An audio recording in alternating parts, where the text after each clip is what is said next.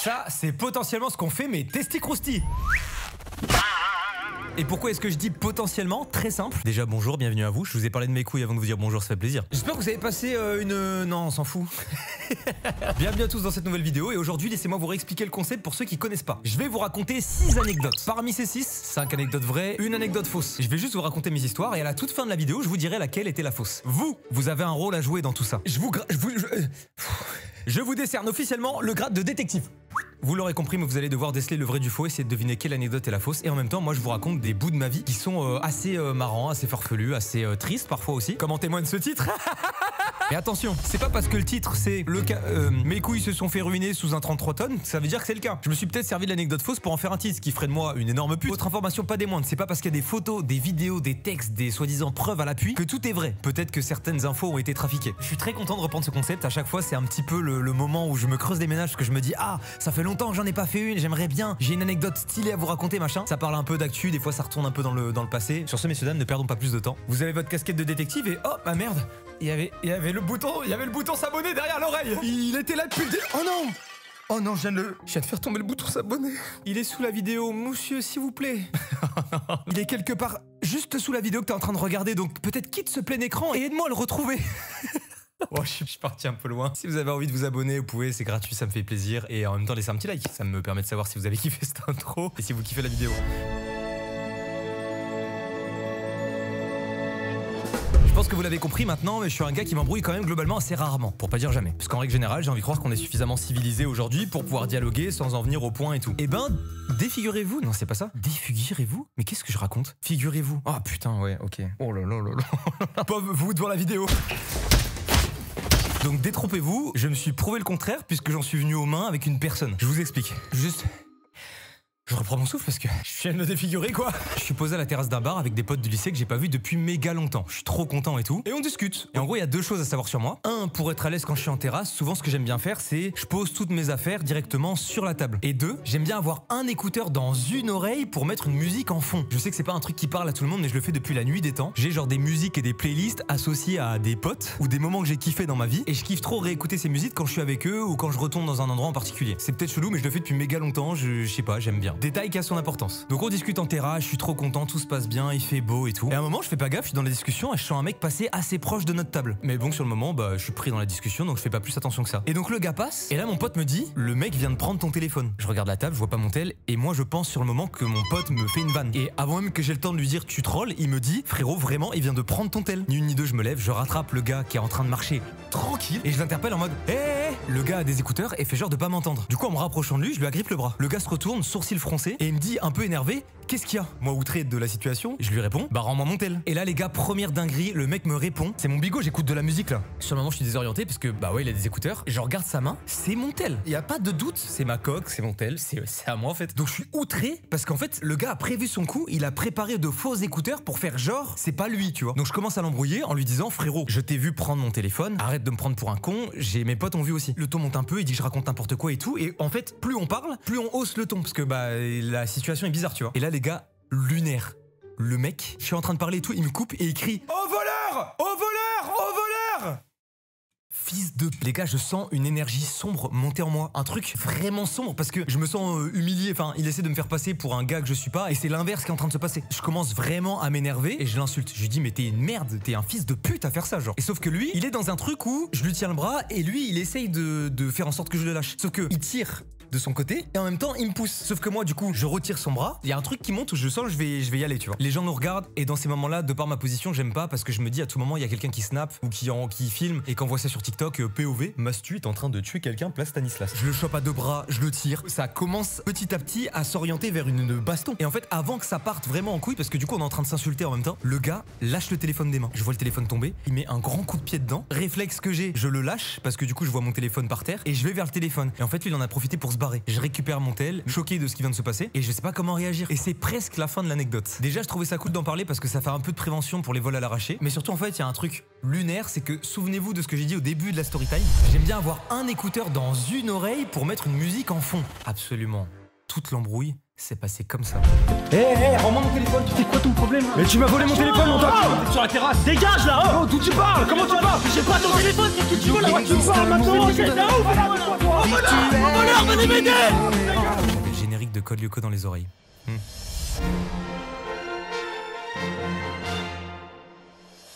On rappelle, il y a une anecdote fausse que vous devez trouver. C'est peut-être celle-ci. Je suis pas là pour vous induire en erreur. Moi, les gars, je suis un honnête gars qui ne vous raconte que la vérité, rien que la vérité. Quand je suis arrivé en 6ème au collège, on m'a proposé de choisir, je sais même plus comment ça fonctionnait. On choisissait nos langues, donc anglais en LV1 et après t'avais allemand ou espagnol pour moi. Et tu pouvais choisir une 3e langue, la langue morte, le latin. Ah non, c'est pas stylé. Mais j'ai pris le latin. Pourquoi? Tout le monde se demande encore, même le prof. Mais j'ai choisi de faire du latin. Le latin résumé en quelques mots, concrètement c'est ça. Rosae, rosae, rosas, rosarum, rosis, rosis. Oh mais c'est génial ce que tu me proposes, allez, tu te prends un 20 dans le coin de la gueule. Le prof est aussi vieux que la langue. Concrètement le latin c'est ça, c'est tu déclines des mots et t'as 20 sur 20 tout le temps. Du moins pendant toute la période du collège c'est ça. Et en fait souvent j'ai l'impression que les élèves ils font l'erreur de se dire oh trop cool le latin, je vais faire ça. Et en fait j'ai l'impression que quand t'es un peu influençable, tu décides de faire du latin sans grande conviction en te disant c'est pas grave, comme ça j'aurais Et l'argument principal souvent pour te forcer à faire du latin, c'est ça donne des points bonus au bac. Carré la famille. T'es en 6ème, c'est dans 10 ans. C'est quel genre d'investissement à long terme? Je ne juge pas les gens qui font du latin. J'ai moi-même été latinier. Me voilà embarqué dans mon histoire, donc j'apprends toutes les déclinaisons, rosa, dominus, kiwis et j'en passe. Et je vous fais une énorme ellipse, on se retrouve en 3ème. Je fais toujours du latin et bah au fur et à mesure de ces années, entre la 6ème et la 3ème, la classe s'est vidée. Nous étions 30 et nous sommes 15. La moitié des élèves est partie. Phénomène qui semble d'ailleurs très récurrent puisque le prof nous dit « Oh mais vous êtes encore 15, ça me fait plaisir hein !» Ce prof, excellent prof, on s'entendait vraiment bien et on y vient justement, on passe en seconde et au passage du lycée, on nous fait comprendre que bah, si on veut arrêter le latin, c'est le meilleur moment. Il y a une petite anecdote derrière tout ça, c'est que la classe a diminué par 2 et sur cette classe de 15, on n'était plus que 2 garçons, Jean et moi. Et Jean et moi, on était très potes, on était tout le temps assis l'un à côté de l'autre et on rigolait pas mal avec le prof, je pense qu'il nous aimait bien. Quand on arrive en seconde, on discute avec Jean et tout et on se dit frère, le latin, vas-y. Et en fait, des fois, l'emploi du temps, il était trop mal foutu. Les autres, ils finissaient à 15h30, nous on se tapait 1 heure de permanence en plus et après 1 heure de latin et on finissait à 18h au lieu de 15h40 à cause de latin qui est une matière bonus. Flemme de fou. Donc on va voir le prof et on lui dit monsieur, écoutez, je pense qu'on va arrêter le latin. Et le prof, il nous dit les garçons, réfléchissez. Et bah ouais, c'est ce qu'on fait là. Et on a bien réfléchi et on veut vraiment... Rosae, Rosae, Rosam! Vous avez fait 4 ans de latin, vous allez pas lâcher maintenant, c'est pour le bac. Vous faites 3 années de plus et vous avez des points bonus gratuits offerts. Rosarum! Rosarum! Il nous a eu comme ça. Sur l'éternuement du Rosarum, c'est... non, mais en vrai, il a raison. On a fait autant d'années, on arrive sur la fin, on a fait le plus dur. Ah, on peut aller choper des points bonus, c'est con d'arrêter. Sachant qu'on a 18-20 de moyenne tous, hein. Allez, vas-y, on continue. Arrive la seconde. On démarre. Déjà, on se fait vanner par le reste de la classe qui fait pas latin. On démarre l'année, on est 10. Les gars, une classe de 10, rendez-vous compte, hein. Déjà, dans les 10, c'est pas les plus fun. Et l'ambiance est à son paroxysme dans ce genre de moment, hein. Aujourd'hui, pas de déclinaison, mais par contre, je vais vous raconter l'histoire de Romulus. Le début de la seconde, compliqué. Tu te fais vanner par les autres qui quittent à 15h30. Et en plus de ça, les cours... On retourne voir le prof. On lui dit monsieur, je pense qu'en fait, on a bien réfléchi, on va arrêter. Et là, il voit qu'on n'en peut plus. Et il s'assit à côté de nous et il nous dit les garçons, laissez-moi vous raconter l'histoire de Romulus et... Laissez-moi vous raconter l'histoire de Romulus et... Monsieur, je vous en supplie. Je rigole. Laissez-moi vous raconter la véritable histoire. Ça fait 30 ans que je fais ce métier et des gens qui cherchent à fuir le latin, j'en ai vu. J'ai eu 2 élèves, comme vous. Des bons à rien. Ils branlaient rien de leur année. Ils avaient à peine la moyenne tout le long de l'année. Je leur ai dit de s'accrocher. Ils sont accrochés. Et ben même eux, ces 2 cancres, les 2 pires élèves que j'ai jamais eu toute ma vie, ils ont réussi à avoir 16 au bac. Ça leur a fait 12 points bonus, rendez-vous compte. Et il nous a eu avec cette histoire. On a décidé de s'accrocher. On s'est dit frérot, il nous reste 2 ans. Après on est tranquille, on va prendre des points bonus, ça va nous régaler. Si ces 2 connards l'ont fait, on peut le faire. C'est cool donc les 2 fameuses années avant le bac. On arrive à notre épreuve de latin, qui n'est qu'un oral. Et parmi toutes les révisions qu'on avait à faire, on n'a pas forcément privilégié les révisions du latin. Mais pour autant, on a quand même un peu révisé avec Jean. Dans mes souvenirs, c'est un truc où il y a des textes, un peu comme en français, c'est des textes aléatoires. T'en pioches un, ok, ça tombe sur ça. Si tu l'as pas appris, t'es dans la merde. Si tu l'as appris, tu peux t'en sortir. Je passe mon oral, je sais pas trop quoi en penser, c'est un peu mitigé, mais je suis en mode, ça peut le faire, tu vois. Arrive le jour des résultats du bac. Très stressant pour tout le monde. D'ailleurs, bravo à tous les gens qui ont eu le bac cette année. Force à tous ceux qui ne l'ont pas eu. C'est pas la fin du monde, vous allez vous en sortir. Et moi, ce jour-là, je fais partie de la première team, à savoir ceux qui ont le bac. Donc trop content et tout. Et je vais chercher tous les résultats et tout ça pour savoir combien j'ai eu exactement en détail. Je vais chercher tout ça. Je regarde le détail. Latin, 8 sur 20. Je répète, latin, 8 sur 20. Je résume. 6e, 5e, 4e, 3e, seconde, première, terminale. 7 années de latin. Pour rien. À la fois, je suis trop content parce que je viens d'obtenir mon bac. Et de l'autre, je suis en mode, putain, mais je suis une merde. Mon pote Jean qui arrive. Il me dit, alors t'as le bac? Je fais, ouais mon gars. On se check, lui aussi, trop content. Et on vient à parler du latin. Je lui dis, gros, c'est trop la honte. J'ai eu 8 sur 20. Et là, je vois mon pote qui prend un fou rire. Au début, je me dis, bah, il se fout de ma gueule, ce gros bâtard, c'est une dinguerie. Et il me dit, frérot, j'ai eu 8 sur 20 en latin. On part en fou rire, mais vraiment en fou rire. On se dit, mais c'est pas possible, on est des merdes. On commence à discuter avec les 8 autres personnes de la classe qui ont été jusqu'au bout comme nous. On est les seuls de la classe à ne pas avoir eu la moyenne en latin. Et sauf que, au moment où avec Jean, on découvre qu'on a eu 8 tous les deux, qui arrive à ce moment précis avec un grand sourire? Mais non, Romulus et Rémus, vous avez eu le bac! Oui, monsieur, on a eu le bac, super, on est trop content. On doit y aller là, il faut qu'on parte vite. Vous avez eu quelle note en latin? 8, monsieur. Et les gars, de ma vie entière, je crois que je n'ai jamais déçu quelqu'un à ce point. Écoutez-moi bien, on lui a dit 8, il y a eu un énorme regard dans le vide. Je pense que lui, comme mon pote Jean, comme moi, on a pensé à la même chose. Et ben même eux, les 2 pires élèves que j'ai jamais eu toute ma vie, ils ont réussi à avoir 16 au bac. Il a juste fait... Et il est parti. C'est la dernière fois que j'ai parlé à ce prof. Je ne lui ai pas reparlé depuis. C'est terrible. On a juste fait 8 ans de latin pour rien.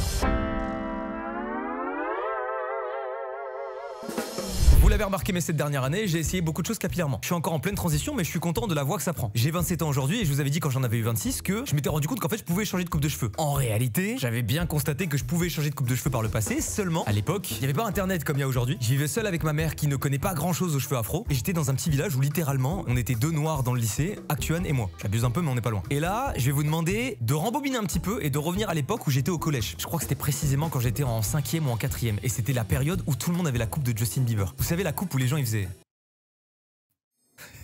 Il faisait un truc comme ça là, avec la mèche qui faisait... Cette période, les gars, elle m'a traumatisé. Parce que moi, je pouvais pas faire cette coupe de cheveux et je voyais tous mes potes mid faire cette coupe et toutes les meufs qui disaient putain, mais t'es trop mignon maintenant. Avant, t'étais pas beau, maintenant t'es trop beau. Salut Théo. Oh, mais t'es trop mignon. Me parle pas. Et ça me rendait fou. Et moi aussi, je voulais styler. C'était stylé de voir des... Tu sais, t'avais des mecs qui arrivaient et faisaient... C'était stylé, moi aussi je voulais faire ça, mais j'avais mes cheveux crépus, je pouvais rien faire. À cette période-là, j'ai pas beaucoup d'argent, du coup pour faire quelques économies, c'est ma mère qui me rasait le crâne en fait. Elle prenait une tondeuse, elle faisait comme moi pendant le Covid, je ressemblais à ça tout le temps.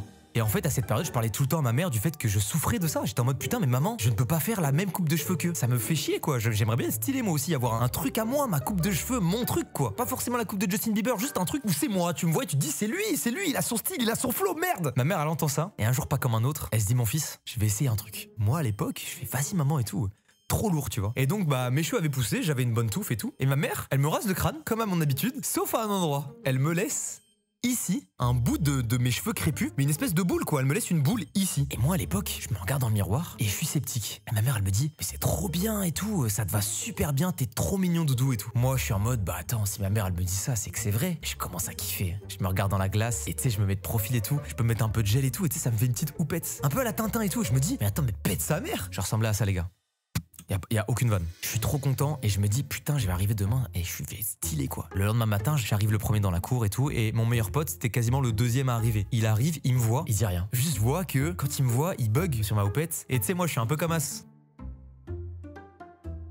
Je dis pas que j'ai une nouvelle coupe, mais j'attends qu'on me dise putain stylé et tout. Et il me dit rien, mais je vois qu'il sourit. Puis bah les gens arrivent et tout et très vite, il se passe un phénomène où je suis en mode oh putain, ok.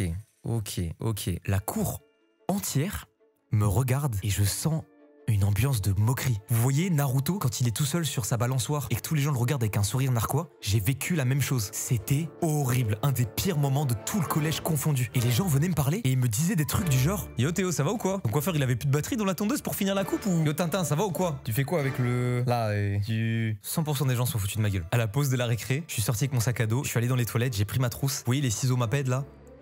J'ai coupé comme ça en mode bas les couilles. Je pouvais plus assumer. C'était tellement de la moquerie pure, facile. Tout le monde venait me voir et tout le monde faisait sa punchline. Je n'ai pas pu assumer, j'ai été coupé dans les toilettes. Et c'est la fin de cette anecdote, les gars. Moralité, ne harcelez pas les gens parce que des fois ils tentent des choses. Et baisez vos mères, les reines des putes, tous les suiveurs qui ont fait la coupe de Justin Bieber à l'époque et qui se foutaient de la gueule des gens qui essayaient de se trouver et qui avaient pas beaucoup les moyens et qui peut-être manquaient un peu de jugeote et qui étaient un peu perdus. Voilà, j'ai rien de plus à dire. J'ai pas le seum.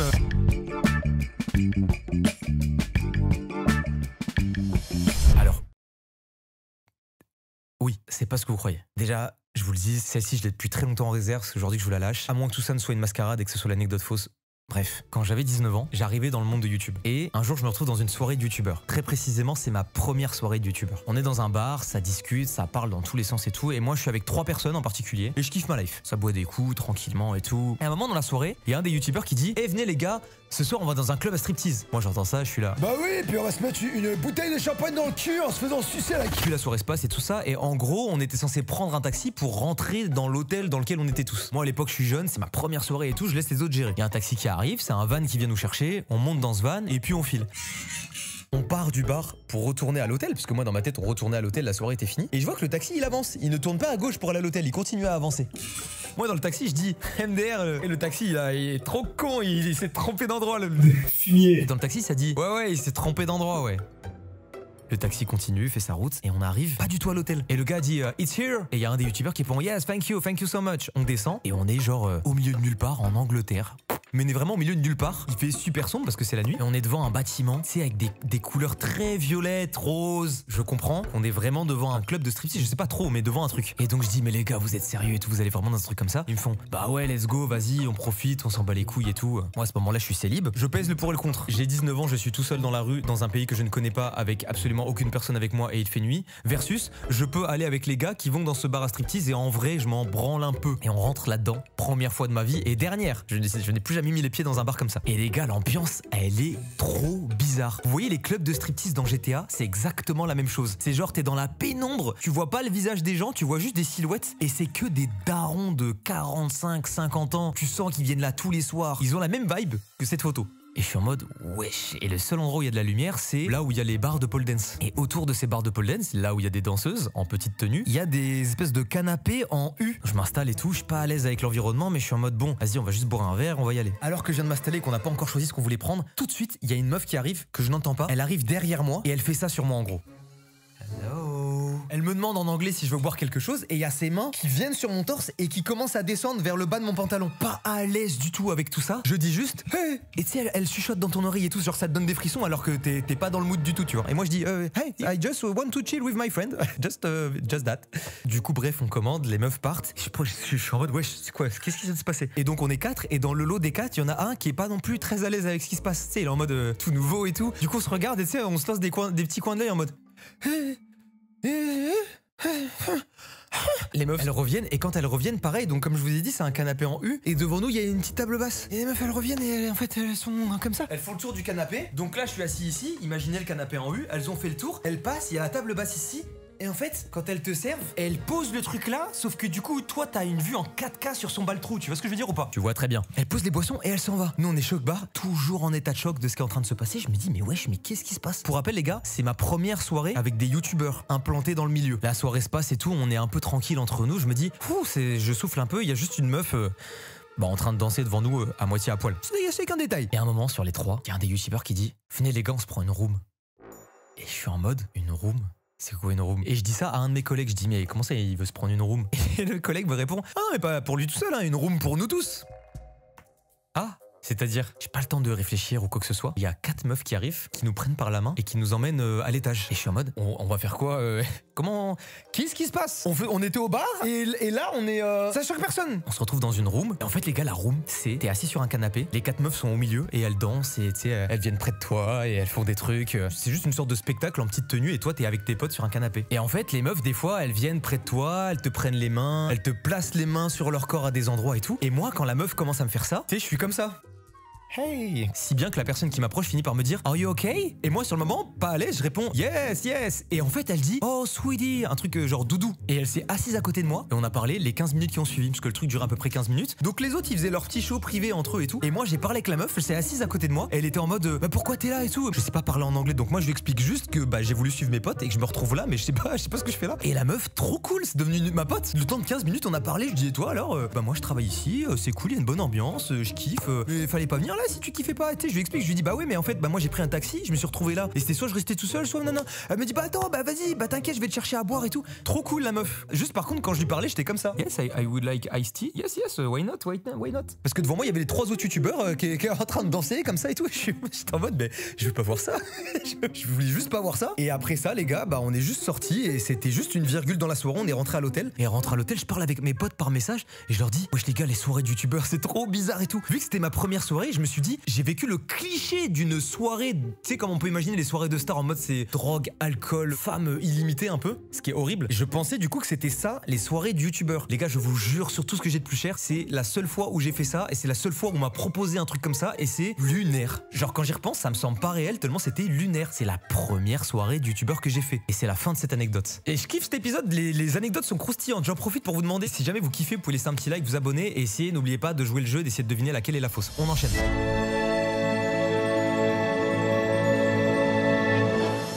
Rapide celle-ci, Festival de Cannes 2023. Je suis invité à monter les marches, à aller visionner des films et tout ça. Et alors pour ceux qui ne le savent pas, pour monter le Festival de Cannes, il y a un dress code obligatoire. Le dress code en question, c'est un costume, des chaussures spécifiques, il faut que tu aies un nœud papillon ou une cravate, bref. J'achète mon costume et tout, le costume est clean, carré, nickel. Je monte les marches, je vais voir le film, puis ensuite, c'est le moment où chacun va à ses occupations. J'étais avec Magla, Hugo Décrypte, Sefi et Bloom. Et après avoir visionné le film, on se dit, venez les gars, on va se faire une petite bouffe, tout le monde en général va manger, et du coup t'es en costume, c'est très pimpant et tout, et bref. Moi je suis pas très à l'aise dans cet univers, j'avoue que j'aime bien être en tenue décontractée et tout, et aller manger dans un resto 6 étoiles où on te sert, on te dit ce canard là qui est nanana, pas hyper fan de l'idée. Et à l'époque on discute et tout avec tout le monde et on se dit putain, vas-y la flemme de manger dans un resto comme ça et tout, venez on va se faire un truc à côté juste entre nous. Il me semble que c'est Sefi qui dit putain mon rêve de se péter un kebab. Et là il y a un blanc, on se regarde.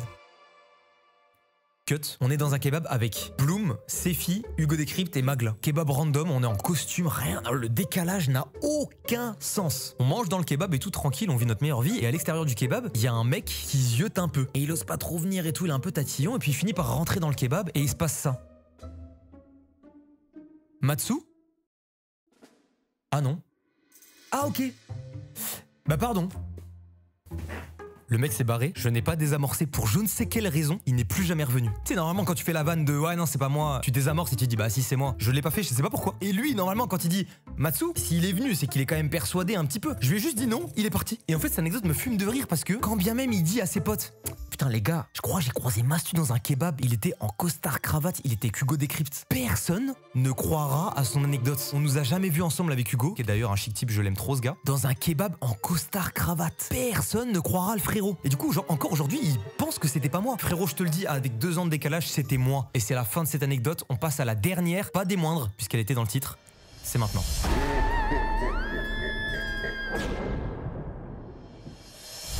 Je vais me mettre à nu les gars. Je vais vous parler de mes testicroustis. On va les appeler comme ça, les testicroustis. Du haut de mes 27 ans d'existence, tout a toujours très bien fonctionné. C'est-à-dire que la température du four est parfaite. La porte n'a pas besoin d'huile, elle ne couine pas. Le PC tourne à merveille et n'a pas besoin de barrettes de rat. Ce que je veux dire par là, c'est que mes couilles vont bien. Aucun souci. Jusqu'à ce qu'on tourne une vidéo qui n'est pas encore sortie sur la chaîne. C'est la prochaine à sortir. Au moment où vous voyez cette vidéo, la prochaine vidéo qui sort est à l'origine de ma torsion des testicules. Donc je peux pas vous montrer le passage. Comme par hasard.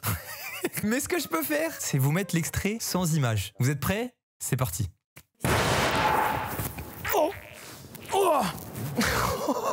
Très mystérieux tout ça, je le sais. Mais plongez-vous dans l'histoire, je vous en supplie. Je subis choc sur le tournage. Sur le moment, j'ai mal, mais vas-y, c'est supportable. Je termine le tournage. Tout se passe bien et tout, je vais dormir. Le lendemain, je me réveille. Putain, c'est lourd, la pesanteur me paraît moins supportable que d'habitude. Je calcule pas, je me dis ok petite gêne. Le lendemain, je me réveille le matin et putain vas-y c'est un peu sensible et tout. Mon caleçon il me dérange un peu. Qu'est-ce qui se passe et tout? Je vais aux toilettes, c'est ok, je vais me coucher le soir même. Et dans la nuit, waouh. Putain, j'ai mal aux couilles de fou, qu'est-ce qui se passe? Qu'est-ce qui se passe? Je n'ai jamais eu mal à cet endroit. Expliquez-moi ce qui se passe. Déjà, t'as pas envie de taper les symptômes sur internet parce que tu as l'impression qu'on va t'annoncer un cancer. Et t'oses pas trop non plus en parler autour de toi parce que, vas-y, c'est un endroit, t'as pas envie, t'as la flemme, il y a un truc tabou, tu vois. Donc j'en parle pas et j'essaie de tanker silencieusement. Mais par le passé, j'ai eu des échos de attention, quand t'as mal à un endroit de ce genre, il vaut mieux aller voir un médecin tout de suite. Donc j'essaie de tanker au début, mais très vite, quand j'arrive au local, on capte quelque chose d'assez flagrant. Je vous en dis pas plus, je vous montre. Alors, ça va les gars aujourd'hui, tranquille? Les gars, aujourd'hui, je vais rester que enfermé dans le studio. J'ai juste envie de m'aérer un petit peu. Donc en tout cas, les gars, force à vous pour le montage. Et puis on se tient au courant alors. C'est carré? C'est carré. Je peux pas le cacher. Tout le monde voit que je fais un angle droit avec mes cuisses. Et forcément, je commence à me dire moi-même, je marche comme un compas, c'est chelou. Donc je finis par prendre mon courage à 2 mains et je me dis, eh ben tu sais quoi? Je vais appeler mon médecin. Et je vais pas être une salope. Moi, je vais me laisser intimider. On va voir ça. J'appelle mon médecin. Secrétariat du docteur, je l'écoute. Bonjour. Je vous appelle pour prendre rendez-vous. Oui, c'est à quel sujet? Au sujet de mes couilles. Pardon, c'est par rapport à mes testicroustis, s'il vous plaît, madame. Oui, aucun souci, passez demain à 14h. Super, merci. Je m'endors, le lendemain je me réveille, j'ai encore plus mal. En fait, je sais pas comment vous expliquer, mais c'est comme si les testicules, elles étaient à la fois remontées et en même temps elles sont remontées, mais genre la peau, elle est contre et tu sais, ça tire dessus. C'est un enfer. La sensation, c'est horrible, les gars. T'effleures à peine, ça fait mal, c'est un peu dur et tout, je sais pas, c'est bizarre. J'arrive chez le médecin plein de confiance et je me dis, de toute façon, vas-y, carré, c'est le médecin que je connais depuis un moment et on est en train, on s'en bat les couilles, Zabi. J'attends dans la salle d'attente et puis c'est à mon tour, la porte s'ouvre et là, s'il vous plaît, monsieur Becker, c'est à vous. Bonjour madame. Bonjour madame. Madame. Ah oui, c'est pas votre médecin traitant, il est en congé donc je suis sa remplaçante. Ça vous dérange pas? Ah non. Ah, c'est pas mon médecin entre hommes, The Bee. Elle me demande ce qui m'amène. Je dis bah j'ai mal au testicroustis. Qu'est-ce que je dois faire exactement? Et elle me dit très vite. Et en fait vous allez mettre votre pantalon et votre caleçon en bas des jambes et moi je vais venir palper alors. Pour que vous compreniez, ça donne ça. Vraiment ça, sans le caleçon est aussi en bas des jambes. Et la meuf me palpe, première fois de ma vie que je me fais palper les testicules. Et en fait, déjà quand il y a rien, je déteste. Petite info, je vous balance, vous en faites ce que vous voulez. Mais alors quand t'as mal, c'est encore pire. J'appréhende de fou parce que je me dis, imagine, au pire moment, j'ai une érection. Et à un moment, je suis obligé d'en parler. On y pense, ça nous traverse l'esprit à ce moment-là, on y pense tous et on se dit putain, qu'est-ce qui se passe? Et ben, anecdote. À 0% ça peut arriver, je crois, tellement t'es pas bien de la situation. Et en plus ça fait mal. Mais donc bref, elle me palpe et tout, elle me dit effectivement c'est un peu douloureux. Elle me pose des questions un peu random, genre est-ce qu'ils sont plus gros que d'habitude? Bah j'en sais rien. D'accord. Et est-ce qu'elles sont plus rouges que d'habitude? Bah je crois pas, hein, je sais pas. D'accord. Et est-ce que ça fait mal?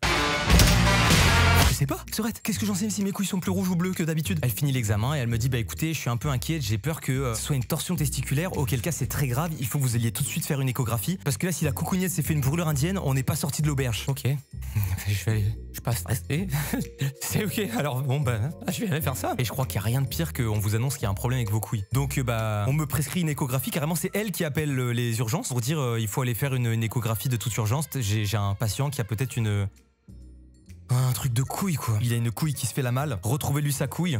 C'est de quête de... C'est un MMORPG le bordel ou quoi? J'arrive aux urgences et les gars, je suis là avec mon ordonnance pour une torsion des couilles. Il y a plein de gens dans la file d'attente. Le médecin, je le vois passer plein de fois et je vois qu'il a mon âge. Et ça me rappelle des sombres flashbacks où je suis dans une situation où je kiffe pas ce qui se passe. Et évidemment, c'est un gars qui me connaît, qui me traite et je sais pas, il y a un truc bizarre. Bref, je suis dans la salle d'attente. C'est à mon tour, le mec m'appelle, monsieur Becker. Hop, je commence à rentrer dans la pièce. Le même scénario. Fous-toi à poil. Enlève-moi ces sneakers. Enlève-moi ce pantalon. Fais tomber la braguette. Et bref, je monte sur la table, je me mets sur le dos et il me demande si j'ai fait quelque chose pour en arriver là. Et moi, sur le moment, en fait, je fais pas le lien avec le tournage dont je vous ai parlé. Du coup, je suis en mode, bah non, vraiment, je me suis juste réveillé un matin et j'avais mal et c'est de pire en pire. Il me dit, ok, bah écoutez, on va analyser tout ça. Il commence à faire l'échographie et il applique un gel particulièrement froid sur mes testicules qui ont pour effet de les faire remonter un peu. Et du coup, ça me fait encore plus mal. Bref, et ben les gars, c'est pas fou comme ambiance. On se rend pas compte, mais je vous fais une simulation en gros. Ok. Ah ouais. Et là où je pense être au paroxysme de la gêne, le mec me pose des questions pour essayer de détendre un peu l'atmosphère. Ce qui empire la situation. Bon, bah c'est bien dommage ce qui vous arrive quand même, votre âge. Vous avez fait ça comment? Eh ben, c'est froid. Eh ben, je sais pas du tout. Bah, c'est quoi? C'est dans votre activité? Ça doit être ça. Bah ouais, ça doit être ça. On dirait que vous me connaissez et que vous savez ce que je fais. Ça serait fou parce que vous êtes en train de tenir mes couilles. Fin de l'examen. Et le mec me dit... Écoutez, a priori, je vois pas grand-chose sur l'échographie. Plusieurs possibilités. 1. Vous avez fait une semi-torsion. C'est-à-dire que votre couille, elle a commencé à faire une rotation et elle s'est remise à la normale. Et il me dit même c'est une torsion intermittente. Bah si c'est une torsion intermittente, alors c'est quoi? La couille, c'est une intermittente du spectacle. Non mais il me dit en gros, si c'est ça, c'est grave parce qu'en fait, la couille, elle peut faire ça plein de fois. Et si elle fait ça plein de fois, je peux perdre une couille. Ou alors, il me dit j'ai subi un choc qui a créé une semi-torsion. Ça s'est remis direct. Et c'est juste l'effet du choc et de la semi-torsion qui fait que j'ai mal comme ça. Et ça va se tasser avec le temps. En gros, il me dit affaire à suivre, à surveiller. Essayez de vous souvenir si vous avez pas, je sais pas, vous êtes assis brutalement ou je sais pas quoi. Et je rentre chez moi. Ça n'empire pas, mais ça s'améliore pas non plus. Ça a duré 2-3 semaines. C'est très récent. Là, j'ai plus mal, mais c'est très récent. Et en fait, durant ces 2-3 semaines, je parle un peu avec mon équipe et tout. Et ils finissent par me dire, mais gros, t'as fait un truc dans le dernier tournage là. Et là, tout se connecte et je me dis, putain, mais oui, c'est sûr, c'est ça. Et c'est la fin de cette anecdote. Petite prévention, si jamais vous faites une torsion, foncez, parce qu'en 6 heures, ça peut être la fin des haricots, vous pouvez perdre un testicule. Si vous avez subi un choc, il se peut du coup que vous fassiez une semi-torsion, et c'est, entre grosses guillemets, pas si grave, c'est juste que c'est à surveiller, parce que quand tu fais une semi-torsion, t'es plus enclin après à refaire une torsion. Quand tu fais une torsion complète, c'est opération chirurgicale. Quand tu fais une semi-torsion, ou une torsion intermittente, comme il disait, et que ta couille fait ça plusieurs fois, plein de fois, là, il faut aussi opérer. Fort heureusement échapper à l'opération, mais c'est à suivre. Peut-être que dans 2 semaines, je vous fais une autre story time dans laquelle je vous dis, bah voilà les gars, j'ai perdu une couille. Et c'est la fin de cette anecdote, messieurs, dames. Pouah, je me suis livré aujourd'hui, je me suis livré à vous. J'espère que vous ressentez l'investissement émotionnel. Maintenant, c'est le moment que tout le monde attend. Parmi ces 6 anecdotes,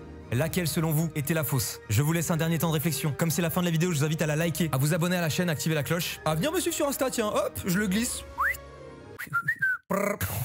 Qu'est-ce que je fais, putain? Et sur ce, il est maintenant temps pour moi de vous révéler l'anecdote qui était la fausse. Attention, roulement de tambour. Messieurs, dames, l'anecdote fausse parmi toutes celles que je viens de vous raconter était la première, celle de l'embrouille. Et j'en suis pas peu fier, parce que je trouve qu'elle est hyper bien racontée, hyper bien ficelée. Je me suis dépassé. Est-ce que vous avez réussi à trouver la fausse? Est-ce que vous êtes déçu? Est-ce que vous êtes content? Si mon prof de latin passe par là, qu'il n'hésite pas à me contacter par mail. J'ai envie d'avoir une discussion avec lui carrément. Et pour la torsion, malheureusement c'est vrai, et vous en apprendrez un peu plus dans la prochaine vidéo, qui est d'ailleurs la dernière avant que je parte en vacances d'été. Elle sortira dans 2 semaines par rapport à la sortie de cette vidéo-là, et c'est l'un des plus gros tournages de ma chaîne. Voilà, je peux pas vous en dire plus. Sur ce, messieurs, dames, merci à tous d'avoir suivi cette vidéo. Je vous dis à très bientôt pour de prochaines. C'était Mastu. Bye bye.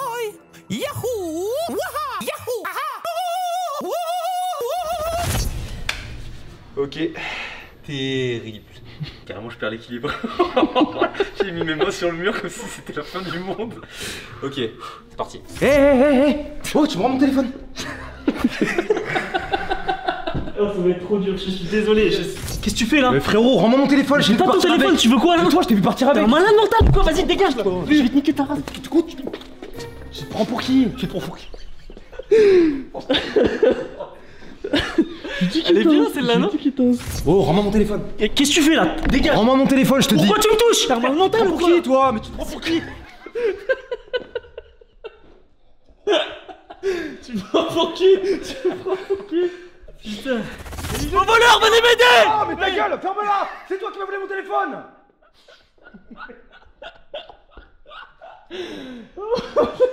Mais tu veux que je te baisse ta grand-mère ou pas? Non, je t'ai piqué moi!